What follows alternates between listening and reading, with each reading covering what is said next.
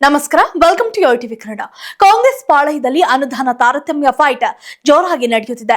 ಕಾಂಗ್ರೆಸ್ ಸರ್ಕಾರದ ಗ್ಯಾರಂಟಿಗಳ ಬಗ್ಗೆ ಬಿಜೆಪಿ ಹಾಗೂ ಜೆಡಿಎಸ್ ಆಗಾಗ ಟೀಕಿಸುತ್ತಲೇ ಇರ್ತವೆ. ಆದರೆ ಕೈಪಡೆಯ ನಾಯಕರೇ ಈಗ ಕಾಂಗ್ರೆಸ್ ಮೇಲೆ ಗ್ಯಾರಂಟಿ ಬಗ್ಗೆ ಅಣಕಿಸುತ್ತಿರುವುದು ತೀರಾ ವಿಚಿತ್ರವಾಗಿದೆ. ಗ್ಯಾರಂಟಿಗಳ ಬಗ್ಗೆ ಅಪಸ್ವರ ನುಡಿಯುತ್ತಿರುವ ಈ ನಾಯಕನ ನಡೆಗೆ ಡಿಸಿಎಂ ಪಂಚ್ ಕೊಟ್ಟಿದ್ದಾರೆ. ಆದರೆ ಸಾರ್ವಜನಿಕ ವಲಯದಲ್ಲಿ ಈಗ ಕೇಳಿ ಬರುತ್ತಿರುವ ಪ್ರಶ್ನೆ ಒಂದೇ: ನಮ್ಮ ಸರ್ಕಾರ ಹಾಗೆ ಹೀಗೆ ಎಂದು ಬೀಗುತ್ತಿದ್ದ ಕಾಂಗ್ರೆಸ್ ಯಾಕೆ ತಮ್ಮ ನಾಯಕರಿಗೆ ಅನುದಾನದಲ್ಲಿ ತಾರತಮ್ಯ ಮಾಡುತ್ತಿದೆ? ಇದಕ್ಕೆಲ್ಲ ಕಂಪ್ಲೀಟ್ ಆದ ವರದಿಯನ್ನ ಇಲ್ಲಿ ತೋರಿಸ್ತೀವಿ ನೋಡಿ. ಹೌದು, ಕಾಂಗ್ರೆಸ್ ಅಂದ್ರೆ ಗ್ಯಾರಂಟಿ ಎಂಬುವಂತಹ ಸ್ಥಿತಿ ಈಗ ನಿರ್ಮಾಣವಾಗಿದೆ. ಕಾಂಗ್ರೆಸ್ ಸರ್ಕಾರ ಅಧಿಕಾರಕ್ಕೆ ಬಂದಿರೋದಕ್ಕೆ ಪ್ರಮುಖ ಕಾರಣಗಳೇ ಗ್ಯಾರಂಟಿಗಳು. ಇದರಲ್ಲಿ ಯಾವುದೇ ಅನುಮಾನವಿಲ್ಲ ಎಂಬುದು ಕೆಲವರ ಅಭಿಪ್ರಾಯ.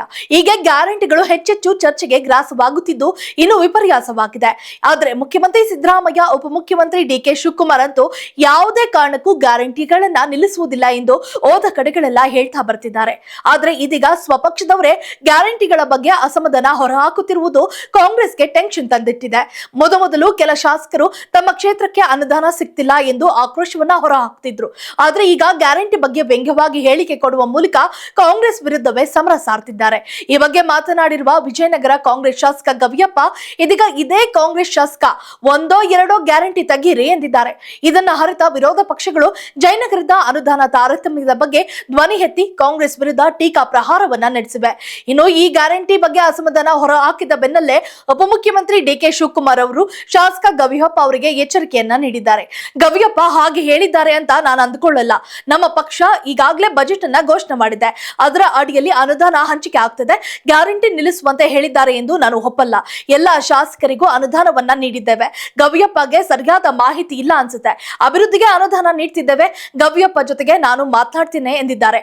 ಅವರಿಂದ ಸ್ಪಷ್ಟನೆ ಕೇಳ್ತೇನೆ. ಬೇರೆ ಯಾವುದೇ ಶಾಸಕರು ಬಹಿರಂಗವಾಗಿ ಈ ರೀತಿಯ ಹೇಳಿಕೆ ನೀಡಿದ್ರೆ ಶಿಸ್ತು ಕ್ರಮ ಎಂದು ಎಚ್ಚರಿಕೆ ಸಂದೇಶವನ್ನ ರವಾನಿಸಿದ್ದಾರೆ. ಬಳಿಕ ಎಚ್ಚೆತ್ತುಕೊಂಡ ಶಾಸಕ ಗವಿಯಪ್ಪ ಅವರು ಡಿಕೆ ಶಿವಕುಮಾರ್ ಶಿಸ್ತು ಕ್ರಮದ ಬಗ್ಗೆ ಎಚ್ಚರಿಕೆ ಸಂದೇಶ ರವಾನಿಸುತ್ತಿದ್ದಂತೆಯೇ ಗ್ಯಾರಂಟಿ ತಗೀರಿ ಎಂದಿದ್ದ ತಮ್ಮ ಮಾತಿನ ದಾಟಿಯನ್ನೇ ಬದಲಾಯಿಸಿದ್ದಾರೆ.